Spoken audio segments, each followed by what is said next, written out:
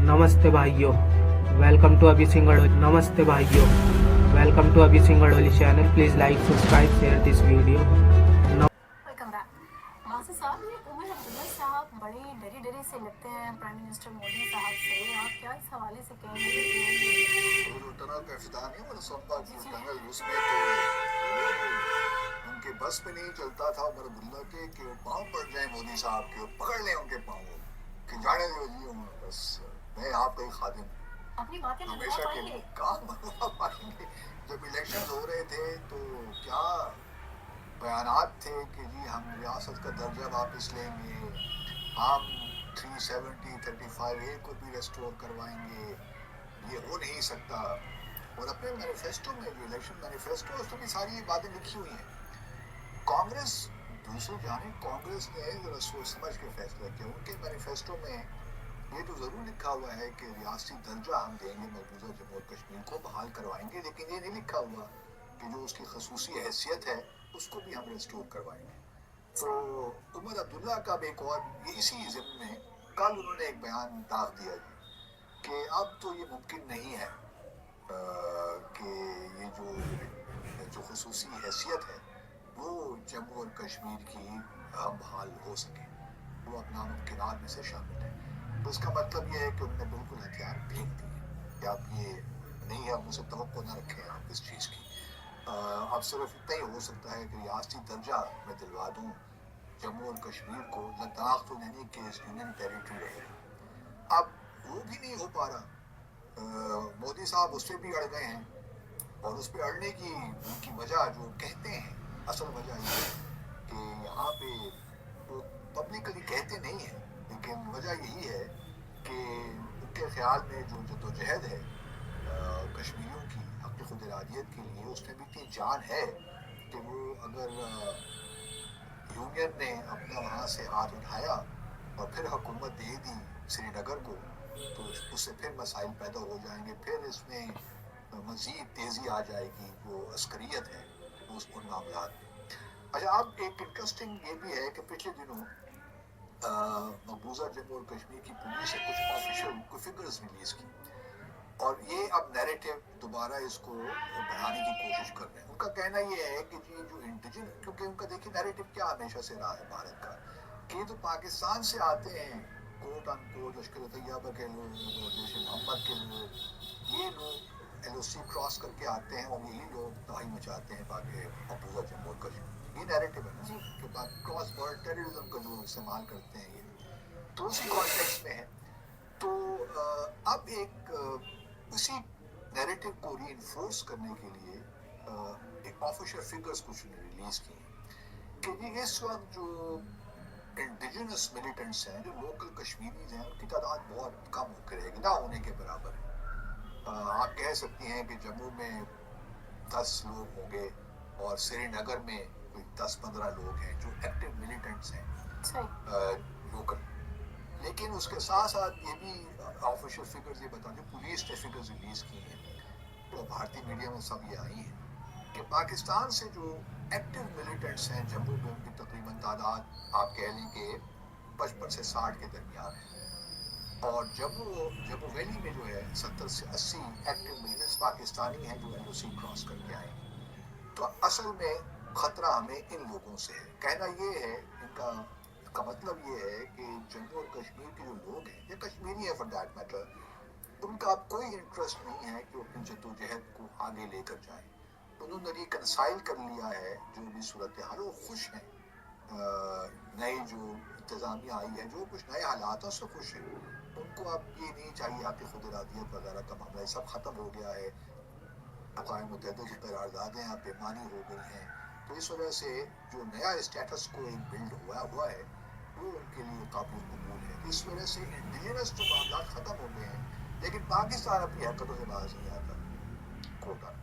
पाकिस्तान की वही जो क्रॉस बॉर्डर टेररिज्म है, हालांकि क्रॉस LOC है, अब तो बॉर्डर है भी नहीं, but in any case Pakistan ने अपनी कार्रवाइयाँ जारी रखी हुई हैं और यहाँ से वो भिजवा रहा है, दूसरा यहाँ से लोग भिजवाता है और वहाँ पर वो दहशतगर्दी की कार्रवाइयाँ करते हैं।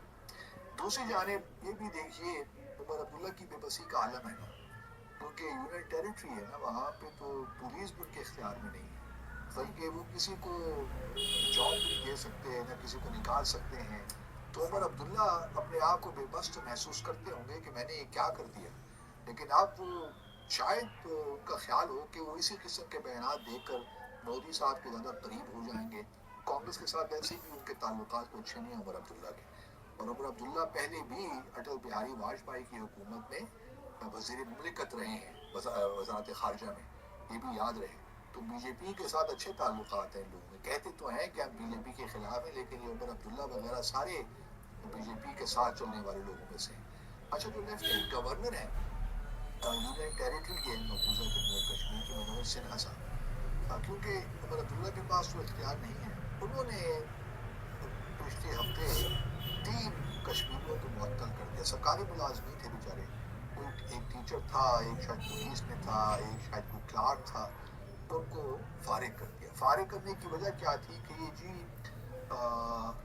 ये तीनों जो थे ये मिलिटेंट्स को मदद दे रहे थे उनकी कार्रवाइयों में। अब कोई ये नहीं है कि कोई मामला डिसिप्लिनरी एक्शन कोई हुआ हो, ये साबित किया गया हो कोई हार्ड एविडेंस के साथ, इररिफ्यूटेबल जैसे एविडेंस हम कहते हैं, कोई ऐसी बात नहीं, बस वो हुआ और उनको फारिग कर दिया। अब उनके पास बेचारे जो कश्मीरी जिनको निकाला गया है जॉब से, वो तो ख़त्म हो गया ना, उनका क्या फिर आगे मुस्तकबिल होगा। यही वो चीज़ें हैं जो कि मैं समझता हूँ कि कभी भी जो कश्मीरी हैं वो भारत के तसल्लुत को कबूल नहीं करें। और मैं हमेशा से ये कहता भी रहा हूँ कि चाहे भारत जितना भी खर्च कर ले, जो भी डेवलपमेंट स्कीम लेकर आ जाए, जो भी नैरेटिव बनाने की कोशिश करे कि यहाँ सब अच्छा ही अच्छा है, वो सारी बातें ही हैं। जब तक आज़ादी सलब है एब्सोल्युटली। गजा के लोग देखिए ना, गजा के लोग कितनी कुर्बानियाँ दे रहे हैं और अभी भी देते रहेंगे जब तक उनको आज़ादी नहीं मिलती। तो आज़ादी एक ऐसा जज्बा है, ऐसी नेमत है जिसमें ये जो है ना ये बातें सारी बातें बेमानी हो जाती हैं। कोई इस वजह से थोड़ा सा कश्मीरियों को जो ख़ास तौर पे ये अब्दुल्ला फैमिली है या ये जो दूसरे मुफ्ती फैमिली है, दूसरे भी जो लोग हैं कश्मीरी जो थोड़े से भटके हुए हैं, उनको इंट्रोस्पेक्शन रिफ्लेक्शन की ज़रूरत है कि कब तक हम भारत के हाथों में खेलते रहें। पॉसिबल लगता नहीं है, सच्ची बात है। लेकिन अवाम जो है लोग कहते हैं कि ये वहाँ के वोट क्यों देते हैं, इंतखाबात में क्यों हिस्सा लेते हैं, वो एक अलग बहस है। आफ्टर ऑल ऑक्यूपेशन के होते हुए भी तो लोगों ने जिंदा रहना है ना, उन्होंने अपने बच्चों को तालीम भी देनी है, उन्होंने सेहत के मसाइल को भी हल करवाना है, और भी बहुत सी चीज़ें हैं। तो वो इंतखाबात जो होते हैं वो आप यूँ समझिए कि म्यूनसिपल के लोकल बॉडीज़ के इंतखाबात में सब पार्टिसिपेट करते हैं, तो इस नीयत से नहीं करते कि हम ये कोई सब्स्टिट्यूट है प्लेबिससिट का या रेफरेंडम का, तो सिर्फ इसलिए करते हैं कि जो उनकी रोज़मर्रा की ज़िंदगी है वो आगे चलती रहे। लेकिन वो कभी भी अपनी जद्दोजहद से दस्तबरदार नहीं हुए, चाहे उमर अब्दुल्ला हो या महबूबा मुफ्ती हो या कोई और हो फॉर दैट मैटर। लेकिन मैं फिर भी यही समझता हूँ कि अब्दुल्ला की जो फैमिली है ना, अब्दुल्लास और मुफ्ती महबूबा मुफ्ती आजकल सख्त पोजीशन ले रही हैं और बार बार उमर अब्दुल्ला को याद दहानी भी करवा रही हैं कि जी आपने तो ये कह दिया वो कह दिया लेकिन ये नहीं हो सका। तो बाहर कश्मीर का मामला चलता रहेगा। दूसरी जानिब दुनिया भर में तब्दीलियाँ आ रही हैं। अब देखिए ना वो G7 उसकी जो है मीटिंग होने जा रही है, मेरे ख्याल में कहाँ पे होगी उनकी मीटिंग, G20 की तो साउथ अफ्रीका में है शायद, और G7 की कनाडा में हो रही है, और ब्रिक्स की होगी इस साल मुलाकात ब्राज़ील में।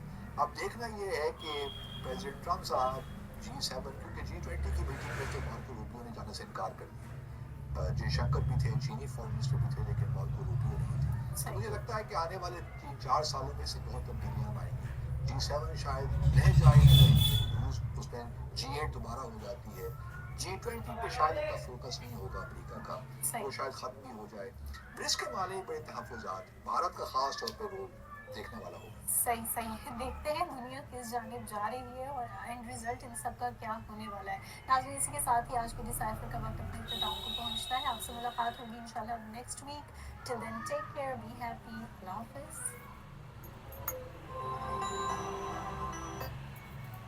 तो भाई आपने देखा इस छिले हुए अंडे को, मतलब ये लोग नेशनल टेलीविज़न पे कितना प्रोपेगेंडा चलाते हैं कि पूछो मत। ये प्रोपेगेंडिस्ट नु कह रहे हैं कि अगर गाज़ा फ़लस्तीन में इजरायली आके बसे हैं तो उनकी गाज़ा वाले लोगों को उन पे अटैक करके आज़ादी करने का राइट है, और इंडिया का हिस्सा इन्होंने पाकिस्तान बनाकर लिया है, तो फिर तो इंडिया के लोगों को भी इनके ऊपर अटैक करना चाहिए। फिर कहेंगे जुल्म हो रहा, जुल्म हो रहा। और ये छिला हुआ अंडा, बताओ कितना झूठ बोलता है ना, इस छिले हुए अंडे की हद हो गई है यार। मतलब कि भाई सीमा होती है किसी चीज़ की। अब जम्मू कश्मीर में लोग इतने अच्छे तरीके से वोट दे रहे हैं, तो उस वोट को कह रहा है कि म्यूनसिपल कॉरपोरेशन का दे।